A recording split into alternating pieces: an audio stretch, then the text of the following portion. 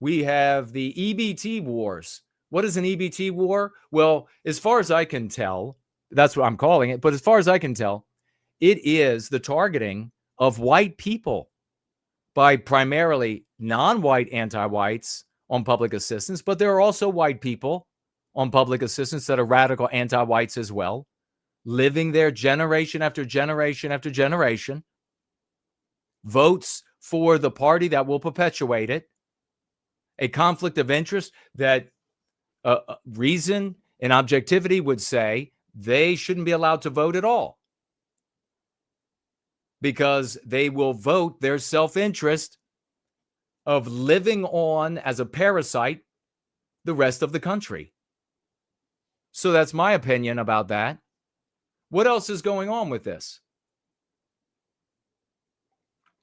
I pointed out Schumer wants to keep the shutdown going because it, in various ways, divests Trump of power and options when it comes to carrying out the will of the people who put him in office, winning the Electoral College and the popular vote.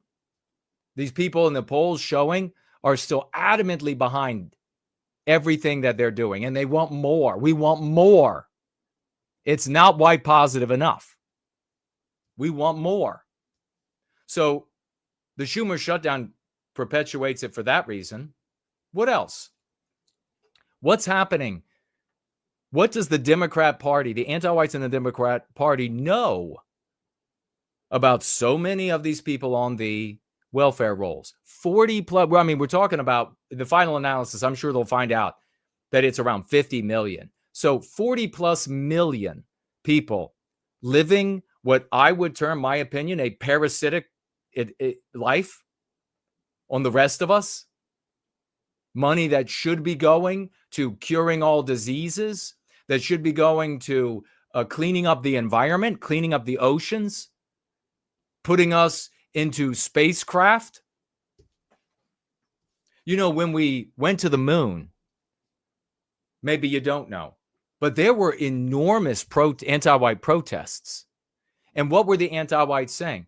Why are we wasting all of this money on going to the moon and getting into orbit when you have millions upon millions who are ready to live as parasites? Why are you not paying them?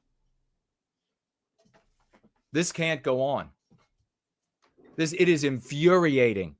You know, I showed you the video of this anti-white black female living on welfare, raking in thousands and thousands of dollars. And she was at the grocery store every month. And she was going through and showing everything that she was buying. And among the many things that she was buying was the exact toothpaste I use that I have to pay for with the pittance I have. But she gets free on my back. So what do they know? If they frighten these people with no food, with no cash assistance, with no money and vouchers for recreation, you do know that we pay for that as well, right? Check it out for yourself. On and on of the different types of social welfare, that these people will go out and come for you. They will show up at, as they're saying, especially on TikTok in their videos, as they're threatening, we're coming for you. We will unload your grocery cart. And I'm going to tell you all right now, do not fight these people. If they show up and they start stealing your groceries, push the cart toward them. Never go to that grocery store again. Make that purchase a lesson about where you're going to shop, how you're going to feed your family. Never go back. Do not die or get maimed. You know, a point I wanted to make about the stabbings not only are they never right as a consequence psychologically, but when a knife cuts through you or a bullet cuts through you, it severs nerves. It severs critical power. It's not like the television and the movies. Somebody gets shot, somebody gets stabbed. In the very next scene, they have like an arm bandaged. You're You're ruined to some degree, and often a big degree, for life. And you only get one of them. So no amount of groceries is worth any of that. Be cognizant of where you're going. Of course, we know also the Democrats, the whole Obamacare was a gigantic boondoggle of anti-whiteism to fleece the white race. It has only survived, by my opinion, of course, check it out for yourself, by endless infusions from the tax base, lion's share paid for by white Americans. That's the only way it stays in existence. So what's happening there? Well, it is a vector of victimization for the white race. That's the primary reason the Democrats don't want to get rid of it. Why do they care? It victimizes white people. What's another way that it victimizes white people? It compels the population of the world to come to America. Eat for free, live for free, medicated for free, leisure for free, all in America. The doors are wide open. It's called public choice theory. If you know that you can have it all and you're part of the billions on planet Earth, if you can just get in, you could have it all, they're going to come. If you can't have it all, well, that's not much of an incentive. As a consequence, we've had a couple of Democrats stupidly admit that they are using the shutdown as leverage, admitting, openly saying that they are using the shutdown as leverage to terrorize the country, to terrorize you personally, to terrorize your loved ones, to undermine to some degree and in various respects and avenues what Donald Trump is attempting to do, carrying out the will of the people who voted him into office, to keeping this country, as you see across the West, a free ride to the non-white world for the purpose of victimizing Western kind. Republican slams Catherine Clark for admitting suffering families are leverage in shutdown battle. A top house Republican is criticizing one of the Democrats' senior leaders for saying the government shutdown and its effects are a leverage point to accomplish their goals on health care. It's appalling to see the number two House Democrat openly admit that the left is weaponizing, the anti-white left is weaponizing hardworking Americans as leverage for political gain, even acknowledging families will suffer in the process. I don't think it's hardworking. These people in these videos, these are not hardworking people. But this is, of course, a Republican, so what do you expect? This isn't governance. It's calculated hostage-taking with struggling families caught in the balance. So how do we get to the point that you have a political party that is so anti-white? Now they want to, the conservatives, even the schmucks, they want to talk about the Democrat Party as being like afflicted with a radical left wing. It's just more abstraction, ideological blurriness. Where did they come from? What are the goals that they move toward? And what goals do they celebrate when they achieve them? That's where you end up discovering that it's all about anti-whiteism. The party, the Democrat Party, as is the Republican Party, is afflicted with anti-whiteism. Why? Because people compose the parties, and the people are growing up inside the anti-white narrative, where they learn a fiction of the world. This is why it's so important for Blowjob Vance to get questions about, what about Western kind? What about us? What about our victimization? You talk about everything else under the sun, and it's not going to change any of this. One iota. because this is all about achieving anti-white outcomes.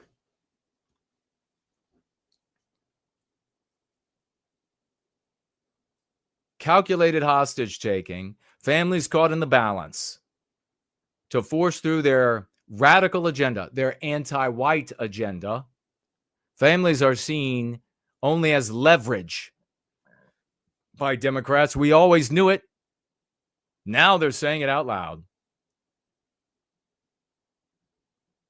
House Minority Whip Catherine Clark, Massachusetts, says sat down for an interview with Fox News last week. At one point, Clark was asked about who Americans would find responsible for the ongoing shutdown. I mean, shutdowns are terrible. And of course, there will be, families that are going to suffer. We take that responsibility very seriously. But it is one of the few leverage times we have. Close quote. Clark responded, quote, "It's an inflection point in this budget process where we have tried to get the Republicans to meet with us and prioritize anti-whiteism. And it's been an absolute refusal. And they were willing to let government shut down when they control the House, the Senate, and the White House, rather than come and talk about it." This sounds like a conversation you could have with a girlfriend or a wife, doesn't it? It's like, you are creating the situation where I ruin everything. And if you don't obey me, then I'll just continue ruining it, and it'll be all your fault.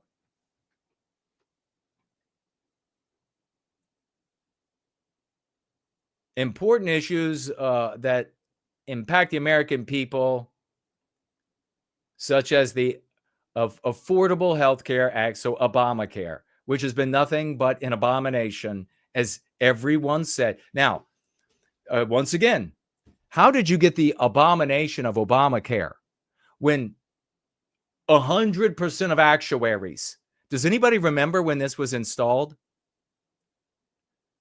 Everybody of any merit, of any consequence, that was looking at and breaking down, unpacking how this abomination was supposed to work, said it can't work. They had congressional meeting after televised congressional. Do you remember? Everybody was saying this can't pass. It cannot work. They were looking at the exact wording. Do you remember the abomination Obama, the anti-white, saying you can keep your doctor? And they were in congressional meetings televised saying, it says right here you can't keep your doctor. Do you remember that? So how did it get through? The acquiescence of the white guilted and hardcore anti-whiteism. That's how it got through. What is at the root of every anti-white argument? What is it? Anybody want to chime in the live chat? Because that's how they passed Obamacare. An abomination that everyone of any merit and consequence said, can't work. Looked at the numbers, can't work. Literally says here, you can't keep your doctor. Literally, it's going to, and it will result in all of these horrific things and prices skyrocketing for people who are paying for healthcare, and on and on and on. And quality of healthcare would drop. And all of that has come to fruition. So how did they get it passed? Retributive justice against the white race. So they were talking about healthcare.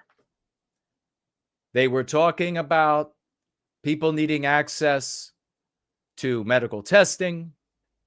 They were talking about people being able to get to a doctor so that they could address their concerns, so that they wouldn't become bigger concerns and then cost more. Do you remember all this? And people came forward, conservatives came forward, actuaries, etc., came forward, and they said, no, we're just going to have a conversation about whether or not financially this can work. whether or not mechanically it can work. We're going to look at where similar things have been done around the world and in states. And we're going to show you how they failed, how everything got worse. They talked about everything but anti-whiteism, didn't they? Everything you can imagine. And if you were to go to a conservative then, as I did, and say, this is about anti-whiteism, this is about victimizing the white race in all of these ways, they said to you, it has nothing to do with race. Nothing at all. None of the conservative content creators are saying that. None of the Republicans are saying that. But the Democrats were. The Democrats happily told you it was about race. Because they told you retributive justice against the white race. The white race, they're out there getting their health care. Didn't they tell you that? And you have all of these teeming masses of non-white people who can't access health care. They're being suppressed, oppressed, exploited, suffering in quiet in the shadows of society. You should feel white guilted about that. And it passed. Every subject in the West is reducible. Everything that we've lost is reducible to the anti-white argument of retributive justice against the white race. It doesn't matter how arcane and remote and distant you think it is, your cuck, pathetic ass thinks it is. It is always employed, often stated overtly, always implied. And it pulls the levers in the minds of the white guilted. That is the totality of the white population.